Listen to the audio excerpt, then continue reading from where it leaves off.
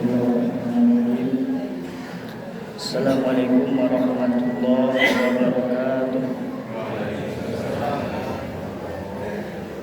Allahu Akbar, Allahu Akbar, Allahu Akbar, Allahu Akbar, Allahu Akbar, Allahu Akbar, Allahu Akbar, Allahu Akbar, Allahu Akbar. Allahu Akbar kabira walhamdulillahi katsira wa subhanallahi bukratan wa asila. La ilaha illallah wallahu akbar. Allahu akbar walillahil hamd. Alhamdulillah. Alhamdulillahillazi ja'ala hadza yaumul adha. Asyhadu an la ilaha illallah wahdahu la syarikalah. Wa asyhadu anna Muhammadan abduhu wa rasuluhu la nabiyya ba'dah. Allahumma salli wa sallim wa barik ala sayyidina Muhammad wa ala alihi wa ashabihi ajma'in, amma ba'd. Fa ya ayyuhal hadirun, inni usikum wa nafsi bittaqwallah faqad fazal muttaqun. Qala Allah Ta'ala fil Qur'anil Karim, a'udzu billahi minasy syaithanir rajim. Bismillahirrahmanirrahim. Falamma balagha ma'ahus sa'ya qala ya bunayya inni ara fil manam anni asbahuka fanzur maza tara. Qala ya abati if'al ma tu'mar satajiduni insyaallahu minas shabirin. Sadaqallahul azim. Hadirin hadirat sidang salat Idul Adha yang dimuliakan Allah Subhanahu wa taala. Hari ini tepat 9 hari setelah kita berjuang di permulaan awal Zulhijjah untuk mendapatkan cinta dan kasih sayang Allah. Apa kecil Nabi Indo Kibosuo dalam 1 tahun yang mana ketika hamba Allah itu beribadah lebih tinggi nilainya dan mendapat salam cinta, mendapat salam rindu dari Allah, yaitu ibadah yang dilakukan 10 hari pertama di bulan Zulhijjah. Maka kaum muslimin wa muslimat, bertanyalah sahabat, ya Rasulullah, apakah jihad di jalan Allah tidak mampu mengalahkan ibadah yang dilakukan 10 hari di awal bulan Zulhijjah itu? Rasul menjawab, bahkan jihad fi sabilillah indo dapat mengalahkan besarnya pahala ibadah yang kita lakukan di 10 pertama bulan Zulhijjah. Kaum muslimin wa muslimat yang dirahmati oleh Allah, maka dapat kita tarik pemahaman dari apa yang disampaikan Rasul tadi. Bagi kita yang 10 hari kau banyak melakukan amal kebaikan, bagi itu sedekah, puasa sunat, ibadah-ibadah karena Allah Subhanahu wa taala, maka kaum muslimin wa muslimat dapat salam rindu dari Allah, dapat salam cinta dari Allah Subhanahu wa taala. Tapi kebalikannya kaum muslimin wa muslimat, kalau banyak kita terutama di 10 hari melakukan kemaksiatan, mencilok kerambi orang, meninggalkan sembahyang, maksiat-maksiat yang kita lakukan, maka cinta kaum muslimin lawan murka, maka berlipet-lipetlah murka Allah ke kita. Allahu Akbar, Allahu Akbar, Allahu Akbar walillahil hamd. Namun sebesar apapun dosa kita, sebanyak apapun kesalahan kita, tapi kecil Allah dalam Al-Quran surah Az-Zumar ayat 53, la taqnatu mir rahmatillah. Jangan kalian berputus asa terhadap menggapai rahmat Allah. Maka kaum muslimin wa muslimat, hari kinin, hari baik, bulan baik, puncak daripada bulan Zulhijjah, 10 Zulhijjah, maka kita bertaubatlah kepada Allah Subhanahu wa taala. Allahu akbar, Allahu akbar, Allahu akbar walillahil hamd. Hari ini 10 Zulhijjah 1447 Hijriah disebut dengan Aidul Adha. Aidun itu artinya adalah kembali. Karena hakikatnya kaum muslimin, kita kok akan kembali. Coba lihat anak-anak rantau kita, mungkin lah yang dari Batam, dari Jakarta, dek hari raya kini banyak yang pulang. Kita pun kaum muslimin, sudah kita mendengar khutbah gobeko, kembali kita ke rumah masing-masing. Tapi hakikat pulang itu apa? Hakikat pulang yang dimaksud itu adalah pulang ke negeri yang kekal. Makanya kita kaum muslimin, kadang-kadang lah lama kita dirantau, bosan dirantau, ingin pulang kampung. Lah lama di kampung, bosan di kampung, ingin merantau. Kenapa? Karena sejatinya dunia ini bukan tempat kita. Tempat kita di mana? Tempat kita di surga Allah Subhanahu wa taala. Maka pantaskanlah diri kita untuk kembali ke surga Allah Subhanahu wa taala. Ya ayyatuhan nafsul mutmainnah, irji'i ila rabbiki radiyatan mardiyah, fadkhuli fi ibadi wadkhuli jannati. Yang dipanggil Allah itu Bapak Ibu nafsu kita.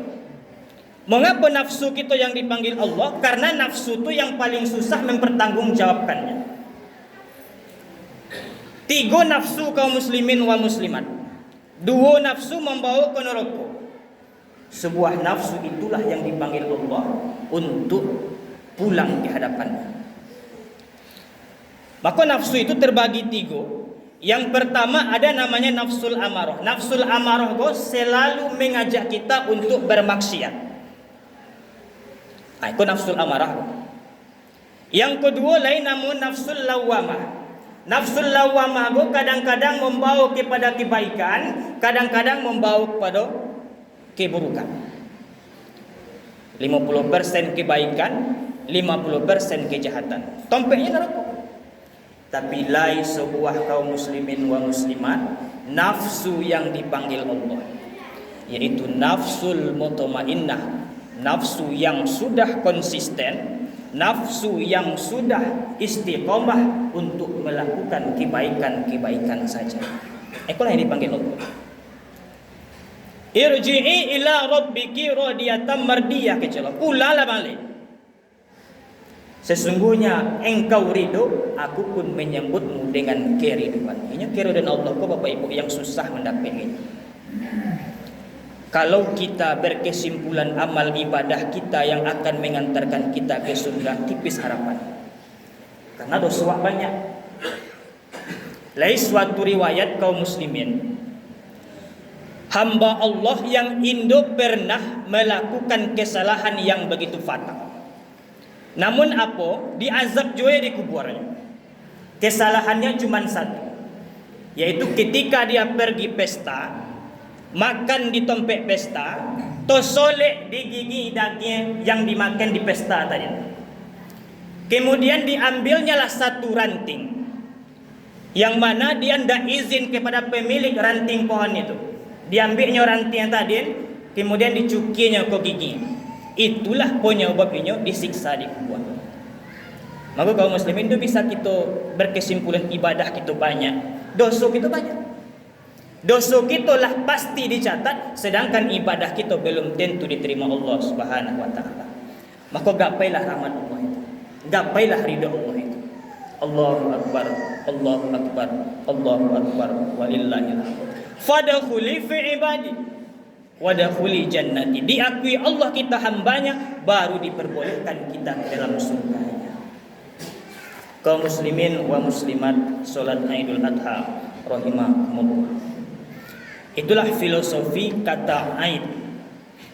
Kemudian disambung dengan Adha. Adha itu artinya adalah sembelihan, hewan kurban. Berarti kalau kita gabungkan Aidul Adha, artinya adalah kembali kita mengingat, kembali kita mengulang sejarah Nabi Ibrahim dan putranya. Yang mana dalam sejarah itu bisa kita ambil pelajaran di dalamnya. Kaum muslimin wa muslimat rahimakumullah. Kalau kita ulang kaum muslimin, kita baca balik sejarah, Nabi Ibrahim go termasuk Nabi yang lama mendapat keturunan. 86 tahun umur Nabi Ibrahim baru lahir anak Ismail. Itu pun indo dari bini yang pertama. Menikahlah kembali Nabi Ibrahim dengan seorang perempuan yang bernama Siti Hajar. Barulah mendapat anak yang diberi nama Ismail. Karena apa kaum muslimin? Istri pertama Nabi Ibrahim yang bernama Siti Sarah itu dicap oleh manusia Indo bisa mendapat keturunan.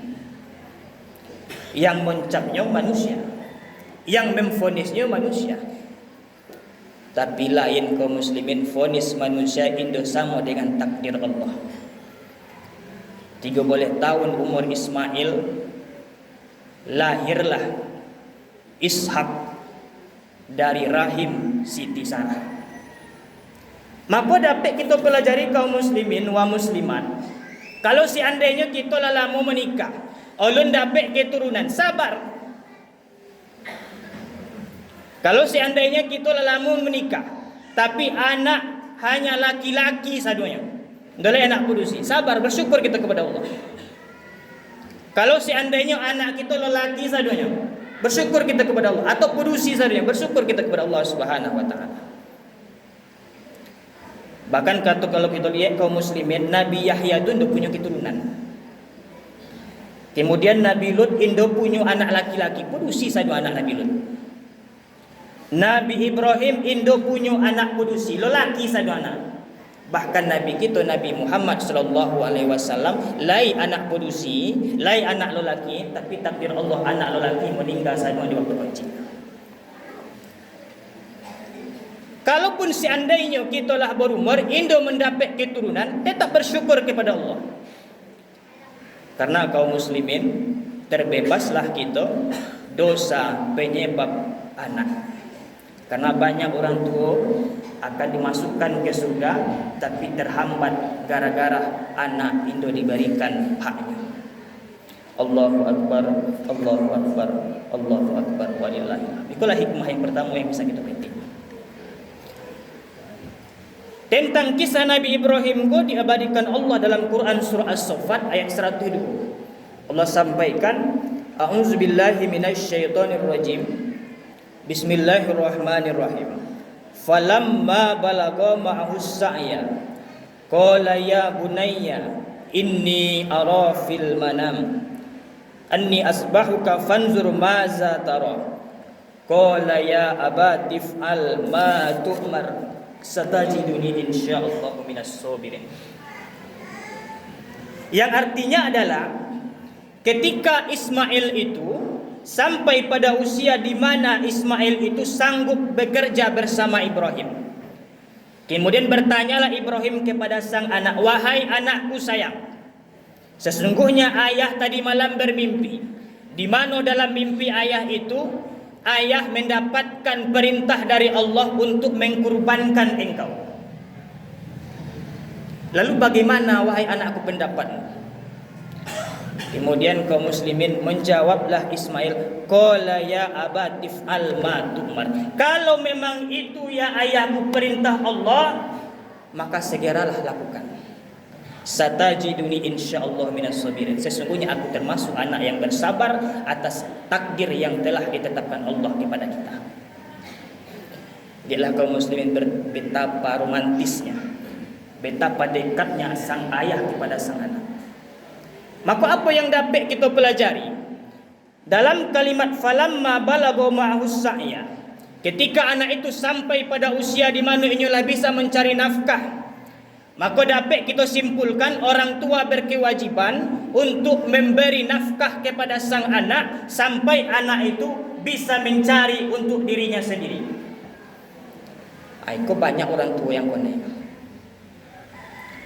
Banyak kita melakukan kesalahan menelantarkan anak.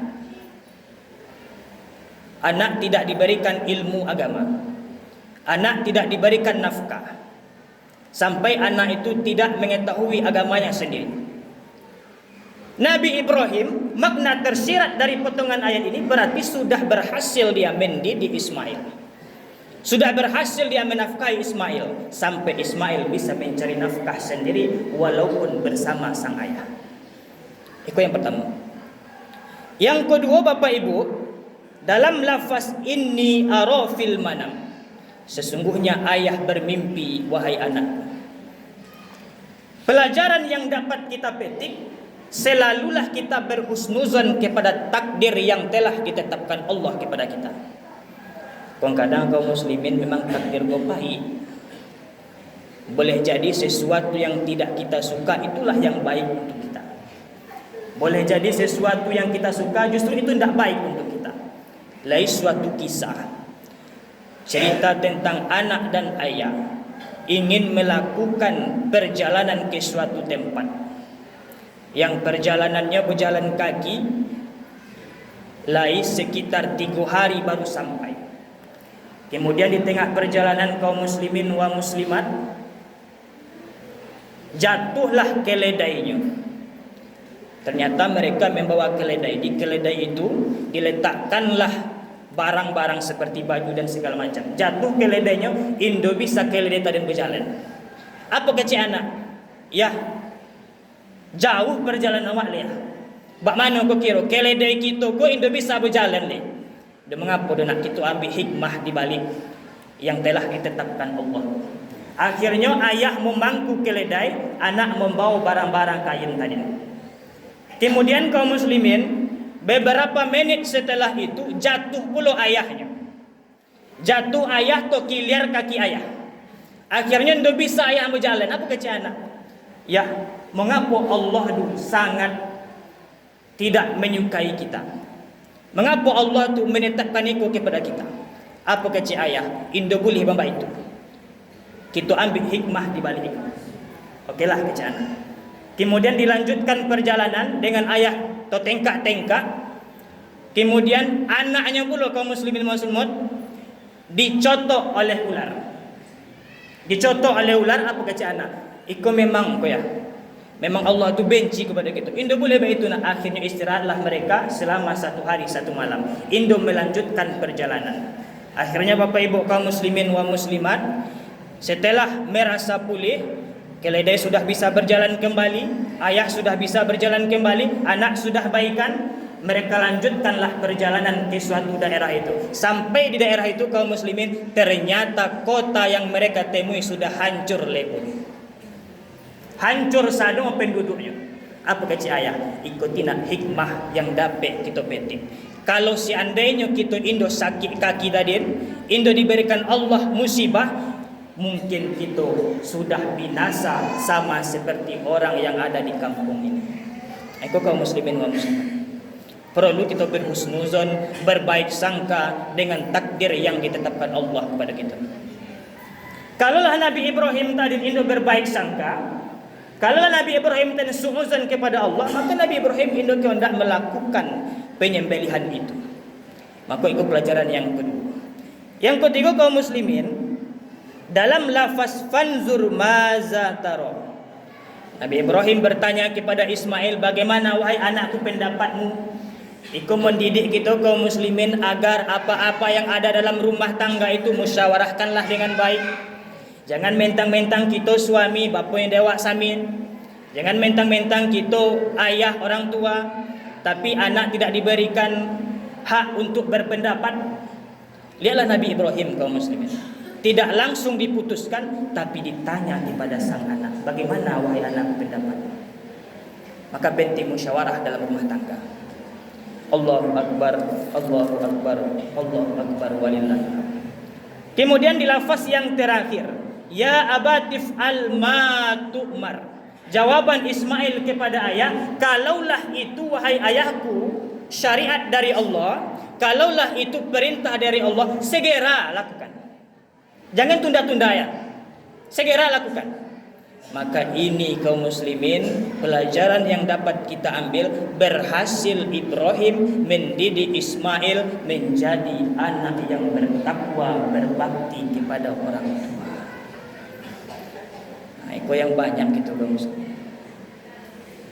Anak tuh kalau bisa jangan langsung diagih ke guru mengaji. Kita dulu mengajarkan anak mengaji. Kita dulu orang tua mengajarkan anak bagaimana beristinja yang benar, bagaimana wudhu yang benar, bagaimana sholat yang benar, sambil kita praktekkan. Kalau kini kaum muslimin banyak kita temukan orang tua hanya sekedar menyuruh, tapi dia tidak melakukan. Bagaimana anak bisa melakukan itu? Allahu Akbar, Allahu Akbar, Allahu Akbar, walillahilhamd.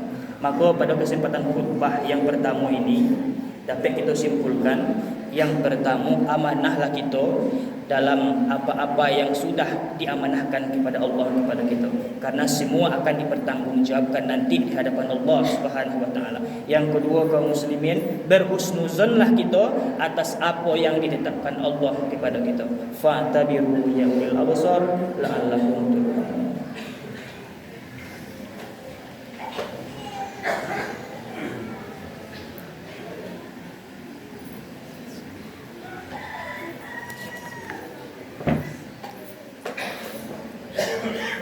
Allahu Akbar, Allahu Akbar, Allahu Akbar, Allahu Akbar, Allahu Akbar, Allahu Akbar, Allahu Akbar, Allahu Akbar kabira, walhamdulillahi katsira, wa subhanallahi bukratan wa asila, la ilaha illallah, wallahu akbar, Allahu akbar, walillahil hamd. Alhamdulillah. Alhamdulillahillazi arsala rasulahu bil huda wa dinil haqq liyuzhirahu 'alad dini kullih wa kafa billahi syahida. Asyhadu an la ilaha illallah wahdahu la syarika lah wa asyhadu anna Muhammadan abduhu wa rasuluhu la nabiyya ba'da. Allahumma shalli ala sayyidina Muhammad wa ala alihi wa ashabihi ajma'in, amma ba'du. Fa ya ibadallah ittaqullah haqqa tuqatih wa la tamutunna illa wa antum muslimun. Qala Allah ta'ala fil Qur'anil Karim, a'udzu billahi minasy syaithanir rajim. Bismillahirrahmanirrahim. Inna a'tainakal kautsar fashalli li rabbika wanhar inna syani'aka huwal abtar. Sungguh kami telah memberikanmu nikmat yang banyak, maka dirikanlah solat karena Tuhanmu dan berkurbanlah. Sungguh orang-orang yang membencimu, dia telah terputus dari rahmat Allah. Kaum muslimin wa muslimat rahimakumullah. Berkurban itu kalau kita lihat dalam fikih kurban, hukum kurban itu menurut mazhab Syafi'i sunnah muakkadah. Dikecek wajib, indo sampai wajib. Dikecek sekedar sunnah tapi sangat dianjurkan. Tapi kalau kita lihat dalam mazhab Hanafi, Imam Hanafi mewajibkan kurban. Maka kalau kita bermazhab Syafi'i, hukum kurban sunnah muakkadah.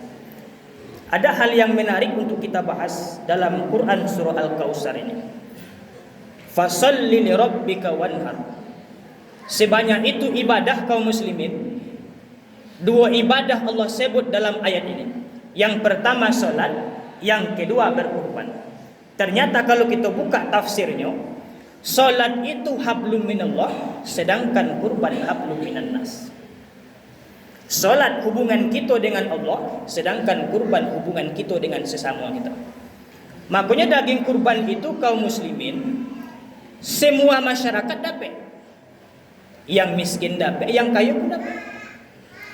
Untuk menjaga hablum minallah, hablum minannas kita. Makanya kalau kita lihat dalam fikih kurban itu, daging kurban itu diperuntukkan sepertiga untuk yang berkurban, sepertiga untuk fakir miskin, dan sepertiga untuk tetangga, walaupun andai kata tetangga itu orang yang berpunya. Maka kaum muslimin perlu kita sampaikan di sini, bagi kita yang diamanahkan sebagai panitia kurban, lain adab-adab yang perlu kita jalankan. Yang mana di masyarakat kita mungkin banyak yang mengabaikan adab itu. Jangan mentang-mentang kita tukang sembolit, jangan mentang-mentang kita panitia sekolah mak kita mau ngambil daging kurban. Kita ambil kakinya, kita ambil sekolah mak kita tulang-tulangnya, kita ambil sekolah mak kita dagingnya, padahal itu hak masyarakat. Maka kalau kita baca kaum muslimin kitab fikih kurban karya Buya Yahya itu, lain dua adab kita dalam menjadi panitia kurban. Yang pertama, ikhlas karena Allah. Yang kedua, mintalah upah kepada yang berkurban. Asal jangan diambil daging kurban yang seharusnya hak masyarakat. Kaum muslimin wa muslimat rahimakumullah. Maka kita berharap mudah-mudahan ibadah kita, kurban kita diterima oleh Allah Subhanahu wa taala. Bagi kita kaum muslimin yang ulun berkurban tahun kini, berdoa kepada Allah, mudah-mudahan tahun berikutnya kita diberikan rezeki agar bisa berkurban ikhlas karena Allah Subhanahu wa taala.